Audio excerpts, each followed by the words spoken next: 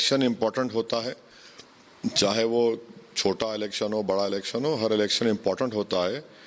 मगर बीजेपी के जो केंद्र के मंत्री जो रोज पैराशूट के जरिए हैदराबाद में आ रहे थे, जब हैदराबाद के हैदराबादी तड़प रहे थे, परेशान थे, पानी में डूब रहे थे, एक दिल्ली से मंत्री नहीं आया हमारी तकलीफ को देखने के लिए, हमारे बहते हुए आंसू को पोंछने के लिए, हमको दिलासा दिलाने के लिए, हमको हिम्मत दिलाने के लिए।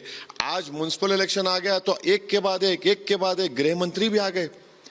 जब क्यों नहीं आए आप लोग? और आपने हमारी कोई मदद नहीं की, एक पैसा आपने नहीं दिया। कर्नाटका जो पड़ोसी रियासत है, वहां पर भी ऐसी सैलाब आया, वहां पर करोड़ों रुपए आपने दिए, हैदराबाद को क्यों नहीं दिया भाई? क्यों नफरत है आपको हैदराबाद? अमित शाह ने तो ये कहा है कि उन्होंने सेंट्रल की तरफ से कई फंड्स रिलीज हुए हैं। मैं आपको कह रहा हूं कि हैदराबाद में जब सैलाब आया, बीजेपी ने एक पैसा नहीं दिया। अगर 500 करोड़ रुपए दिए तो डिवोल्यूशन ऑफ टैक्सेस में स्टेट का शेयर है। भारत की सियासत का मैं लैला हूं और मेरे बहुत से मजनू हैं, और सब मजनू जहां बिहार में लड़े तो बोले वो बीजेपी के साथ है, अब यहां मजनू कह रहे हैं कि मैं इनके साथ हूं। तो कोई बात नहीं, लैला के अतराफ मजनू फिरते हैं तो फिरने दीजिए मजनुओं को। हम एक पॉलिटिकल पार्टी है, हम अपना फैसला लेते हैं अपनी पार्टी को ताकत और अपनी पार्टी को कामयाब करने के लिए। इस जीएचएमसी के चुनाव में हमारा किसी भी पॉलिटिकल पार्टी से कोई अलायंस नहीं है। आप है ना होम मिनिस्टर, गृह मंत्री, आप दे दीजिए लिस्ट। और अमित शाह की कमजोरी इतनी है कि वो कर नहीं पा रहे काम। उनका ही प्रेसिडेंट कह रहा है कि अमित शाह कमजोर है।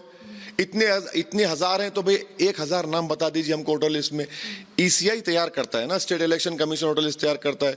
और अगर इतने रोहिंग्या, बांग्लादेश, क्या अफगानी, पाकिस्तानी है तो आप सो रहे थे? नहीं, किशन रेड्डी ने कहा है कि उनके पास लिस्ट है, पुलिस के पास भी लिस्ट है। कितने नंबर दिया आपको? क्या कहा अंग्रेजी में? फ्यू। फ्यू। नो, फ्यू को आप देख लीजिए, थाउजेंड्स को बोलेंगे।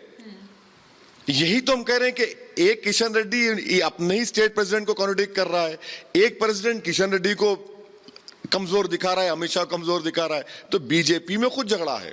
यूपी के स्टैंडिंग गिरते जा रही है और आप आके हमको ज्ञान दे रहे हैं। ज्ञान हमको मत दीजिए योगी जी, तेलंगाना से सीखिए। तेलंगाना जैसा प्रोग्रेस कर रहा है, तेलंगाना में कैसा अमन है, तेलंगाना में लोग कैसा रह रहे हैं, उनसे सीखिए और सीख कर जाकर यूपी में इंप्लीमेंट करिए। पिछली बार से इस बार कितने सीट की एक्सपेक्टेशन? देखिए मैडम, कोई भी पॉलिटिशियन इस सवाल का सही जवाब नहीं देता, मैं भी नहीं दूंगा आपको। मैं आपसे इतना ही कहूंगा कि हमको पूरा यकीन है हैदराबाद की आवाम पर कि वो हमको अपनी मोहब्बतों से, अपनी दुआओं से, अपने वोटों से नवाजेगी और इंशाल्लाह अच्छा नतीजा आएगा।